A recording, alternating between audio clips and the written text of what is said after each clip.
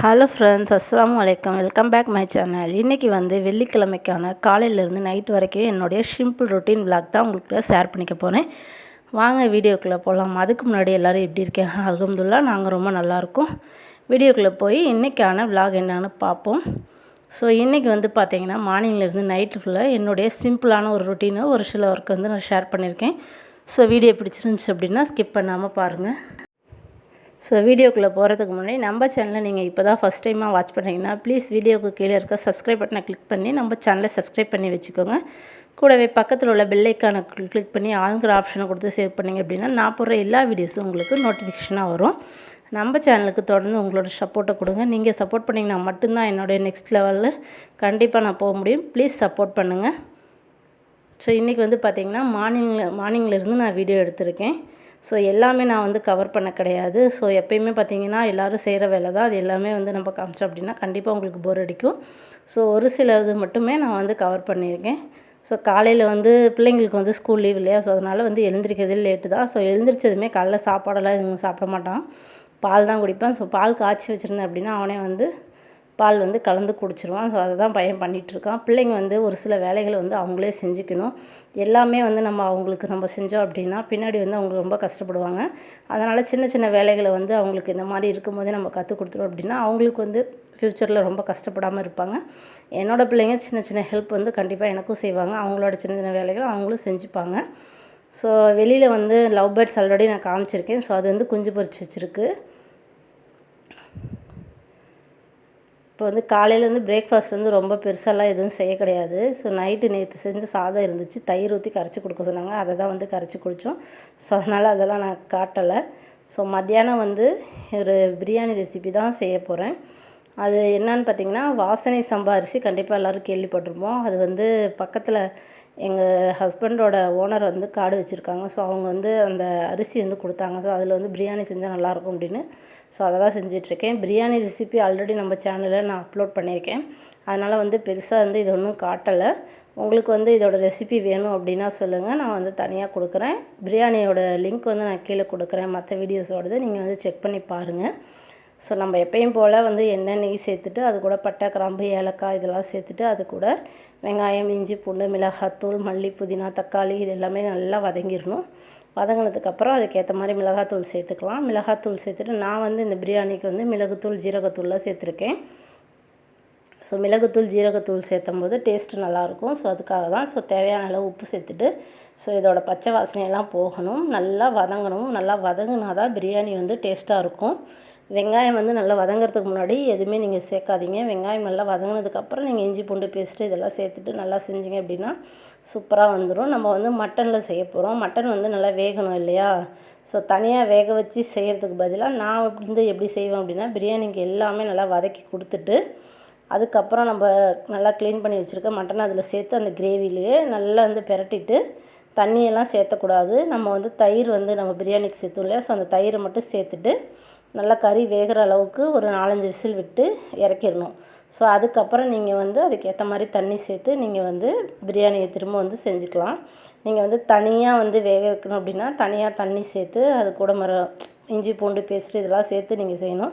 நான் அப்படி செய்ய மாட்டேன். நான் இது கூடயே நல்லா அந்த மசாலா கூடயே நல்லா பிரட்டிட்டு ஃபஸ்ட்டு கறியை வேக வச்சு எடுத்துடுவேன். அதுக்கப்புறம் அரிசியை சேர்த்துப்பேன்.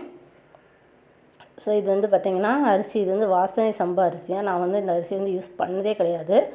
ஃபஸ்ட் டைம் இதில் செய்கிறேன். எப்படி இருக்குன்னு எனக்கு தெரியாது. சாதம் குழையுமா இல்லை சரியாக இருக்குமான்னு எனக்கு தெரியாது. அதனால் தண்ணி நான் ஒரு 3/4 டம்ளர் அளவுக்கு கம்மியாக தான் வச்சுருக்கேன். அப்போயுமே சாதம் லைட்டாக பார்த்திங்கன்னா குழஞ்ச மாதிரி தான் இருந்துச்சு. ஆனால் ஆறுனதுக்கப்புறம் சரியாக போச்சு. இப்போ கறி நல்லா வெந்துருச்சு. அதாவது தண்ணி சேர்க்காம அந்த தயிர் மட்டுமே சேர்த்து அந்த கிரேவிலேயே கறி ஒரு 4-5 விசில் விட்டு வேக வச்சு எடுத்துக்கிட்டேன். அப்போ அந்த கறியிலேயும் உப்பு காரம்லாம் இறங்கி டேஸ்ட் நல்லாயிருக்கும். ஸோ இப்போ நம்ம இதுக்கு ஏற்ற மாதிரி தண்ணி சேர்த்துட்டு நம்ம அரிசியை சேர்த்துக்கலாம். நான் 2 டம்ளர் அரிசி சேர்த்துருக்கேன். அதுக்கு ஒரு 4 டம்ளர் தண்ணி. ஆனால் நான் ஒரு 3 டம்ளர் தான் ஊற்றினேன். ஒரு 1/2 டம்ளர் 3/4 டம்ளர் அளவுக்கு தண்ணி கம்மியாக தான் வச்சுருந்தேன். நல்லா தண்ணி கொதித்ததுக்கப்புறம் நீங்கள் அரிசியை சேர்த்துக்கலாம். எப்போ நம்ம பிரியாணி செஞ்சாலுமே கல் அதாவது உப்பு ஒரு கல் கூட இருக்கணும். அப்போ தான் பிரியாணி சாதத்தில் டேஸ்ட் கரெக்டாக இருக்கும். உப்பு வந்து சரியாக இருந்தாலோ கம்மியாக இருந்தாலோ கண்டிப்பாக வந்து சாப்பாட்டில் வந்து உப்பு ரொம்ப கம்மியாக இருக்கும். அதனால் இந்த மாதிரி செக் பண்ணி டேஸ்ட் பண்ணி பார்க்கும்போது உப்பு லைட்டாக கூட இருந்துச்சு அப்படின்னா தான் நம்ம அரிசியெல்லாம் சேர்த்து சாப்பாடு இறக்கும்போது உப்பு வந்து கரெக்டாக இருக்கும். ஸோ லாஸ்ட்டாக வந்து ஒலை கொதித்து வரும்போது ஒரு அரை எலுமிச்சை பழத்தை மட்டும் புழிஞ்சு விட்டுட்டு அரிசியை வந்து நம்ம சேர்த்து நம்ம குக்கரை மூடி ஒரு 2 விசில் மட்டும் இறக்கிக்கலாம். ஏற்கனவே வந்து கறி வெந்துருச்சு இல்லையா, ஸோ அதனால் கறி வந்து வேக தேவையில்லை, சாப்பாடு மட்டும் வெந்தால் போதும். 2 விசில் விட்டு இறக்கிட்டேன். இறக்குனதுக்கு அப்புறமும் பார்த்திங்கன்னா லேசாக தண்ணி இருந்துச்சு. ஸோ அதனால் திரும்ப வந்து மூடி ஒரு 5 நிமிஷம் விட்டுட்டேன். சாதம் வந்து லைட்டாக குழஞ்ச மாதிரி தான் இருந்துச்சு. ஆனால் வந்து நல்லா நம்ம உடனே வந்து அந்த சூட்லேயே வைக்கக்கூடாது. உடனே எடுத்து வேறு ஒரு பாத்திரத்துக்கு மாற்றிட்டோம் அப்படின்னா சரியாக வந்துடும். அதே போல் நல்லா ஆறுனதுக்கப்புறம் கொஞ்சம் சரியாக இருந்துச்சு. துணியெல்லாம் இதெல்லாம் வந்து பார்த்திங்கன்னா நைட்டு துவைச்சி போட்டிருந்தது, காய வைக்கவே இடம் இல்லை. ஸோ அதனால் வந்து இப்போ தான் காய வச்சேன். துணியுமே நிறைய கிடக்கு, வெயில் நல்லா அடிக்குது. வெளியில் தான் காய வைக்கலாம். ஆனால் இங்கே வந்து பார்த்திங்கன்னா ஆடு மாடெல்லாம் நிறைய வந்துட்டுருக்கு. துணி வந்து வெளியில் காய வச்சோம் அப்படின்னா எல்லாமே தள்ளி விட்டுருதுங்க கீழே. ஸோ அதனால் வந்து நான் வெளியில் காய வைக்கிறது இல்லை, மிஷினில் தான் துவைக்கிறோம் இல்லையா. ஒரு சில புது துணிங்க மட்டும் கையில் துவைச்சிக்குவேன். அதுவுமே நல்லா தண்ணி வடிஞ்சதுக்கப்புறம் நான் உள்ளேயே போட்டு எடுத்துடுவேன். ஸோ அந்த லாஸ்ட்டில் அது கம்பி தெரியுதுல, ஸோ அங்கே தான் போடுவேன். இப்போ வந்து பார்த்திங்கன்னா மத்தியானம் சாப்பிட்டு முடிச்சு கொஞ்சம் நேரம் தூங்கி கூட எந்திரிச்சாச்சு. மத்தியானம் சாப்பிட்ட பாத்திரம் எல்லாமே நிறைய கிடந்துச்சு. ஸோ அதை ஃபஸ்ட்டு கையோடு விளக்கி வச்சிடலாம் அப்படின்னு பாத்திரமெல்லாம் தேய்ச்சிட்ருக்கேன். ஸோ பாத்திரம் தேய்ச்சிட்ருக்கும்போதே பார்த்திங்கன்னா என் மவ ஏதோ எழுதிட்டுருக்கேன்னு கொண்டு வந்து காமிச்சா. இப்போ தான் பார்த்திங்கன்னா தமிழ் எழுத்தே வருது. ஸோ பாத்திரம்லாம் தேய்ச்சி முடிச்சுட்டு கொஞ்சம் நேரம் பிள்ளைங்க கூட உட்காந்துருந்து டிவி பார்த்துட்ருந்தோம். ஸோ அதுக்கப்புறம் வந்து கொஞ்சம் துணியெல்லாம் நிறைய கிடந்துச்சு. துவைச்ச துணி, மடிக்கிற துணியெல்லாம் நிறைய கிடந்துச்சு. ஸோ பிள்ளைங்களை போய் துணி எடுத்துகிட்டு வர சொன்னேன். ஸோ அவங்க எடுத்துகிட்டு வந்திருந்தாங்க. நான் மடிக்கிற துணி பாப்பாவும் தம்பியும் தான் மடித்தாங்க. பிள்ளைங்களுக்கு இந்த மாதிரி ஒரு சில வேலைகளை வந்து நம்ம கொடுத்தோம் அப்படின்னா தான் அவங்களும் கொஞ்சம் வீட்டில் ஆக்டிவாக இருப்பாங்க. அவங்களும் சின்ன சின்ன வேலைகளை வந்து கற்றுப்பாங்க. ஸோ என் பிள்ளைங்க வந்து பார்த்திங்கன்னா கண்டிப்பாக எனக்கு வந்து நிறையவே ஹெல்ப் பண்ணுறாங்க. ஸோ நீங்களும் வந்து வீட்டில் வந்து குழந்தைங்க இருக்காங்க அப்படின்னா ரொம்ப செல்லம் கொடுக்காம ஒரு சில வேலைகளை வந்து குழந்தைங்களுக்கு கற்றுக் கொடுங்க, சின்ன சின்ன வேலைகளை. அப்போ தான் வந்து அவங்களுக்கு வந்து பின்னாடி வந்து அந்த கஷ்டம் தெரியும். ஸோ அம்மா வந்து இவ்வளோ வேலை செய்கிறாங்க அப்படிங்கிறதும் தெரியும். அவங்களும் வந்து இதெல்லாமே வந்து ஃப்யூச்சரில் வந்து கற்றுப்பாங்க. ஸோ அதனால் நீங்களும் ஒரு சில சின்ன சின்ன வேலைகளை குழந்தைங்களுக்கு கற்றுக் கொடுங்க. ஸோ பாப்பாவும் தம்பியும் பார்த்திங்கன்னா துணி மடிச்சிட்ருக்காங்க. நல்லா அதெல்லாம் இப்போ என் பொண்ணு பையனும் நல்லாவே துணி மடிப்பாங்க. ஸோ துணி மடிக்க சொன்னால் அவன் எவ்வளோ சேட்டை பண்ணிகிட்ருக்கான் பாருங்கள். துணியில் ஏறி உட்காந்து மடிச்சிட்ருக்கான். ஸோ இப்போ சீரியல் பார்த்துக்கிட்டே துணி வந்து மடிச்சிட்ருந்தோம். ஸோ நைட்டு வந்து பார்த்திங்கன்னா ஒரு மணி 8 மணி ஆயிடுச்சு. ஸோ 8 மணி ஆயிடுச்சு. சரி ஓகே, நைட்டுக்கு ஏதாவது சாப்பாடு செய்யலாம். நான் மத்தியானம் செஞ்ச பிரியாணியுமே கொஞ்சமாக இருந்துச்சு. ஸோ அது பத்தாது. காளான் கொஞ்சம் இருந்துச்சு. அது காளான் வந்து பார்த்திங்கன்னா ஒரு 2-3 நாள் தான் வைக்கணும். அதுக்கு மேலே வந்து காளான் வந்து நம்ம யூஸ் பண்ணக்கூடாது. சரி சப்பாத்தி போட்டு அதை ஏதோ கிரேவி மாதிரி செஞ்சிடலாம் அப்படின்ட்டு அதை தான் செஞ்சிட்ருக்கேன். காளான் வந்து இந்த ரெசிபி ஷேர் பண்ணியிருக்கேன் பாருங்கள். நான் ஒரு 2 வெங்காயம் கட் பண்ணி வச்சுருந்தேன். ஒரு 3-4 தக்காளியும் கட் பண்ணி வச்சுருந்தேன். காளானும் நல்லா சின்ன சின்னதாக கட் பண்ணிவிட்டு அதை ஃபஸ்ட்டு வெறும் கடாயில் போட்டு நல்லா வந்து இந்த மாதிரி நீங்கள் வந்து வதக்கி எடுத்துக்கோங்க. ஏன்னா காளானில் வந்து நிறைய தண்ணி இருக்கும். நம்ம வந்து அப்படியே வந்து போட்டு மசாலாவை சேர்க்கும்போது அதுக்குள்ளே இருக்க தண்ணியெல்லாம் விடும். அந்த மாதிரி செய்யும்போது ரொம்ப வந்து தண்ணி ஆகிடும். ஸோ இப்போ வந்து வெறும் கடாயில் நம்ம போட்டு இந்த மாதிரி வதக்கும்போது அதில் இருக்க தண்ணி எல்லாமே பிரிஞ்சு வந்துடும். அந்த தண்ணியிலையும் காளானும் நல்லா வெந்துடும். ஸோ இந்த மாதிரி ஒரு 5 நிமிஷம் மட்டும் தண்ணி பிரிஞ்சு நல்லா அதுலேயே வந்து நல்லா வேக வச்சு எடுத்துக்கலாம். பாருங்கள் எவ்வளோ தண்ணி இருக்குன்னு. நீங்கள் அப்படியே அதை வதக்கிட்டே இருந்தீங்க அப்படின்னா அந்த தண்ணி இழுத்துரும். சுத்தமாக தண்ணி வடிஞ்சதுக்கப்புறம் அதை வந்து நல்லா வெந்தும் போயிடும். அதுக்கப்புறம் எடுத்துக்கலாம். ஸோ நான் வேலை பார்த்துட்ருக்கும்போதே பார்த்திங்கன்னா என் பையனும் சும்மா இல்லாமல் நானே எதாவது செய்கிறேன் அப்படின்ட்டு வெங்காயம் தக்காளி எல்லாம் கட் பண்ணி வச்சுருந்தேன். அதை வந்து மிக்ஸி ஜாரில் வந்து போட்டுட்ருக்கான். ஸோ இதுக்கு வந்து பார்த்திங்கன்னா வெங்காயம், தக்காளி, 2 பச்சை மிளகா, அது கூட ஒரு சின்ன பீஸ் இஞ்சி, ஒரு 2-3 பூண்டு பல், இதையும் சேர்த்து நல்லா அரைச்சி எடுத்துக்கலாம்.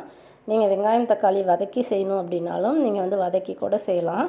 நான் வந்து வதக்கலை. ஏன்னா வந்து இப்படி செய்யும்போது நமக்கு முழுசாக இருக்காது. வெங்காயம் தக்காளிலாம் சாப்பிட்றதுக்கு வந்து நல்லாயிருக்கும். ஸோ அதுக்காக தான் எல்லாத்தையும் அரைச்சி எடுத்தாச்சு. இப்போ தான் அதே பேன் வந்து அடுப்பில் வச்சுருக்கேன். கொஞ்சமாக எண்ணெய் விட்டுக்கலாம். எண்ணெய் விடலான்னு பார்த்தா அதுக்குள்ளே பாட்டில் வந்து எண்ணெய் வந்து ஊற்றவே இல்லை. எண்ணெய் வந்து இந்த கிரேவிக்கு கொஞ்சம் அதிகமாக விட்டுக்கோங்க. அப்போ தான் வந்து டேஸ்ட் நல்லாயிருக்கும்.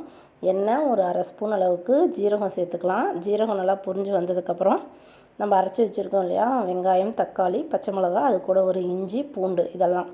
ஸோ இதெல்லாம் நல்லா வந்து மசித்து அரைச்சி வச்சுருக்கோம். ஸோ இது ஜீரகம் பொரிஞ்சதுக்கப்புறம் அதையும் வந்து சேர்த்துக்கலாம். கொஞ்சம் தள்ளி நின்று சேர்த்துங்க. அடுப்பை வந்து லோ ஃப்ளேமில் வச்சுக்கோங்க. நான் அப்படியே ஊற்றுனேன்னா இங்கே பாருங்கள் அடுப்பெல்லாம் தெளிச்சிருச்சு. ஸோ இப்போ வந்து நம்ம வதக்கி வச்சுருக்கோம் ஆல்ரெடி, அந்த காளானையும் அதில் சேர்த்துட்டு காரத்துக்கு ஏற்ற மாதிரி ஒரு 3/4 ஸ்பூன் அளவுக்கு நான் மிளகாத்தூள் சேர்த்துருக்கேன். ஒரு டீஸ்பூன் அளவுக்கு கரம் மசாலா தூள் வந்து சேர்த்துக்கோங்க. கரம் மசாலா தூள் வந்து நல்லாயிருக்கும் டேஸ்ட்டு. அதுக்கப்புறம் ஒரு 1.5 ஸ்பூன் அளவுக்கு மல்லித்தூள். இது எல்லாத்தையும் சேர்த்துட்டு தேவையான அளவு உப்பு சேர்த்துட்டு நல்லா அடுப்பை வந்து லோ ஃப்ளேமில் வச்சுட்டு கொஞ்சம் நேரம் நல்லா வந்து வதங்கட்டும். நம்ம சேர்த்துருந்த அந்த எண்ணெயும் பிரிஞ்சு வரும். காளான் ஆல்ரெடி வெந்துருச்சு. ஜஸ்ட் ஒரு 5 நிமிஷம் மட்டும் விட்டால் போதும். சூப்பராக வந்து காளான் கிரேவி வந்து ரெடி ஆயிரும். இது இட்லி, தோசை, சப்பாத்தி எல்லாத்துக்குமே நல்லாயிருக்கும். ஜஸ்ட் சட்டுனே செஞ்சிடலாம். ஏதாவது காளான் வீட்டில் இருக்குது அப்படின்னா நீங்கள் ஒரு 10 நிமிஷத்துலேயே இந்த குழம்பு வந்து வச்சிடலாம். ரொம்பவே டேஸ்ட்டாக இருக்கும். லாஸ்ட்டாக வந்து நான் வந்து ஒரு 5-6 முந்திரி வந்து நல்லா பேஸ்ட்டு மாதிரி அரைச்சி மேலே ஊற்றிக்கிறேன். ஸோ டேஸ்ட்டும் நல்லாயிருக்கும். உங்கள்கிட்ட முந்திரி வேண்டாம் அப்படின்னா நீங்கள் வீட்டில் ஃப்ரெஷ் க்ரீம் வச்சுருந்தீங்கன்னா கூட அதை வந்து மேலே சேர்த்துக்கலாம். சூப்பராக இருக்கும் டேஸ்ட்டு. கடைசியாக கொஞ்சமாக கொத்தமல்லி தலையோ இல்லை ஏதாவது இந்த கஸ்தூரி மெத்தி இருக்கு இல்லையா, ஸோ அது கூட இருந்தால் கூட நீங்கள் நல்லா அதை இது பண்ணி சேர்த்துக்கலாம். டேஸ்ட்டு நல்லாயிருக்கும். என்கிட்ட கொத்தமல்லி தலையும் இல்லை, அதுவுமே இல்லை. ஸோ அதனால் நான் எதுவுமே சேர்த்தலை. ஸோ அவ்வளோதான், காளான் கிரேவி வந்து சூப்பராக ரெடி ஆயிடுச்சு. நைட்டு வந்து பார்த்திங்கன்னா சப்பாத்தி தான். ஸோ சப்பாத்தியும் காளான் கிரேவியும் தான். ஸோ இந்த வீடியோ நைட்டோட இந்த வீடியோ வந்து முடிச்சிருக்கேன். ஸோ மார்னிங்லேருந்து என்னுடைய நைட் ஒர்க் வந்து பார்த்திங்கன்னா இன்னும் நிறைய இருக்குது. பட் எல்லாமே நான் வந்து கவர் பண்ணலை. எல்லாமே கவர் பண்ணால் வீடியோ ரொம்ப லென்த்தாக இருக்கும், ரொம்ப லேட்டாகவும் இருக்கும், உங்களுக்கு போர் அடிக்கும். ஸோ என்னுடைய சின்ன சின்ன வேலைகளை வந்து காமிச்சிருக்கேன். உங்களுக்கு இந்த வீடியோ பிடிச்சிருக்கு அப்படின்னா கண்டிப்பாக என்னோடய சேனலுக்கு சப்போர்ட் பண்ணுங்கள். ஸோ சப்பாத்தி வந்து சேர்த்துக்கிட்டு இருக்கும்போதே பார்த்திங்கன்னா என் பையனும் சப்பாத்தி தைச்சிட்ருக்கான். என்னடா இது இவ்வளோ பெருசாக தைச்சாங்க, சப்பாத்தி சின்னதாக இருக்குன்னு பார்க்காதீங்க. இது நான் தேய்ச்சதில்லை, என் பையனோட சப்பாத்தி. அதனால் ஃபஸ்ட்டு அவனோட சப்பாத்தியை வந்து தேய்ச்சி கல்லில் போட்டு எடுத்துக்கிட்டான். அதுக்கப்புறம் என்னோடய சப்பாத்தியை நான் வந்து போட்டேன். ஸோ சப்பாத்தியும் கிரேவியும் ரெடி ஆகிடுச்சு. சாப்பிட்டாச்சு. சாப்பிட்டுட்டு தூங்க போயாச்சு. அவ்வளோதான் இன்றைக்கோட ரொட்டீன் ஒர்க்கு. ஸோ எல்லா லேடிஸ்க்குமே இந்த மாதிரி வேலை தான் இருக்கும். இருந்தாலும் வந்து ஜஸ்ட் வந்து என்னுடைய ஒர்க் என்ன அப்படிங்கிறத நான் உங்களோட ஷேர் பண்ணியிருக்கேன். பிடிச்சிருந்துச்சி அப்படின்னா நம்ம சேனலுக்கு சப்போர்ட் பண்ணி சப்ஸ்கிரைப் பண்ணுங்கள். இது போல் நல்ல வீடியோஸ் வேணும் அப்படின்னா, என்ன மாதிரி வீடியோஸ் வேணும் அப்படின்னு நீங்கள் ப்ளீஸ் கமெண்ட் பண்ணுங்கள். கமெண்ட் பண்ணிங்க அப்படின்னா தான் உங்களுடைய தாட் என்ன அப்படிங்கிறது எனக்கு தெரியும். ஸோ வீடியோ பிடிச்சிருந்துச்சுன்னா மறக்காமல் சப்ஸ்கிரைப் பண்ணி சப்போர்ட் பண்ணுங்கள். தேங்க்ஸ் ஃபார் வாட்சிங். மறுபடியும் ஒரு நல்ல ஒரு விலாகோடு நான் உங்களுக்கு மீட் பண்ணுறேன். நன்றி, வணக்கம்.